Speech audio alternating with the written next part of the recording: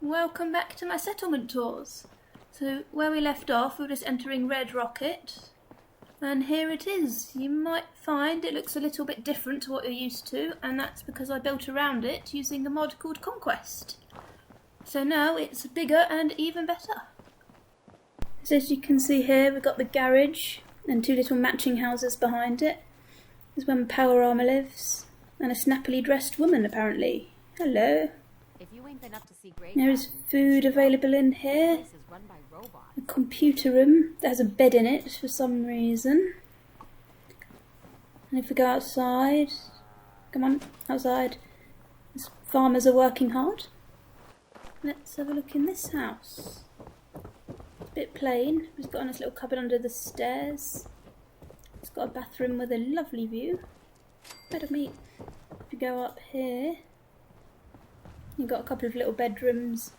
Most of the stuff in these bedrooms was built with Creative Clutter, which is one of the best mods I've ever encountered, and absolutely brilliant for settlement building. Okay, let's go past the garage. There's a Brahmin shelter up there in front of you. Here's the next house. I like to put kitchens and washing machines in all my settlements, and bathrooms. Gotta keep clean and hygienic. There's only one bed in here, so I guess only two people live here. Probably these two. Now if you're approaching Red Rocket from Concord, you'll see this ladder and a door. Climb up here, and there's a tiny house. Around here, there's a little area where plants are grown. Turrets, of course, to protect the settlement. A very small house, but it has the essentials. Or a poster for Magnolia at the third rail. Maybe whoever lives there, it's their job to maintain the turrets.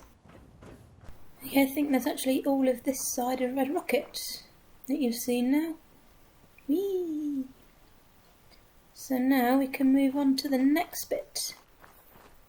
So up here is the area I built with Conquest. There's a little market where you can buy things. Up here is a shop called the Toy Shack. No prizes for guessing what it sells.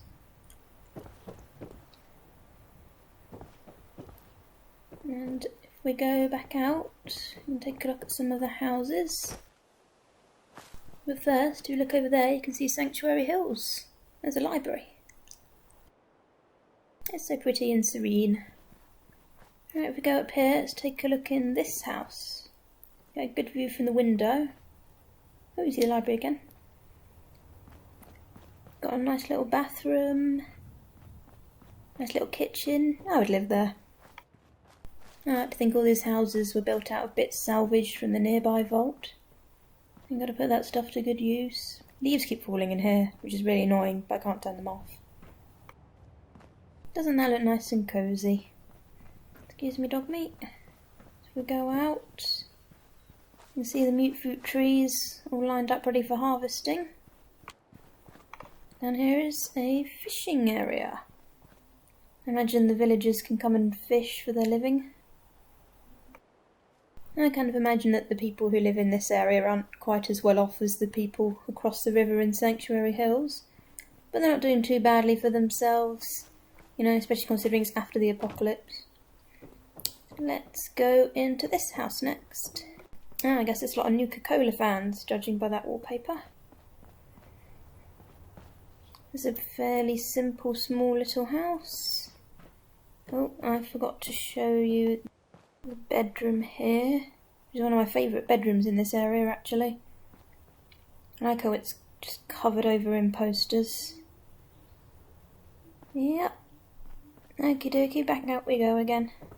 Conquest gives you a big area to build on, so there's lots more. Let's head over to the food hall. No, food hall is a bit of a generous name for it. It's really just a random glass shack in the middle there, with a sign that says, "No cannibals, please." So if you were a traveller and not a cannibal, you could stumble across this little shack and go inside, have a sit down, eat whatever's left in the machine, have some water, What nice people they are who live here. Over here is our security department, with turrets on the top. Hi there. How you doing? Got a nice view out the window, so you can see any wrongdoing going on. Cells for people around here who break the law. I don't imagine many of them will be doing that. But up here is the main prison for captured raiders and the like. It's high up on the rocks, so escape is more difficult. Yep, you definitely don't want to end up in here. It looks awful. You got like one guy for company. Cells look horrible, there's no toilets. Yikes. Yes? There is a nice view out the window, but you're not going to get to see it. Yeah, but hey, what else do raiders deserve? So if we head back down, there's a few little bits and pieces in amongst the trees. I think somewhere over here, there it is. It's like a little workbench area, which I think was actually here before I started building, so I just kept it there. Okay, so if we keep walking through the trees, we are back at the toy shack. We're not quite done yet.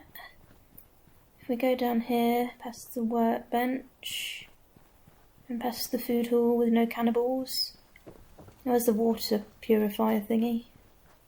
And there's a security hut with one guy in there, defending us all. Fair enough. Okay, I think you've seen all of the expanded Red Rocket now. Next up on our tour of the settlements is Abernathy Farm, which, as you may remember, is pretty much just down the road. Yeah. So if we go back roughly to where we started, which is over here, and if you go past the garage and past our original workshop, and in between these two red houses there's a sign that reads Abernathy. So if we follow the direction of the sign and go up this hill where the water tower is, you can see Abernathy there already. So that will be my next video. Join me then.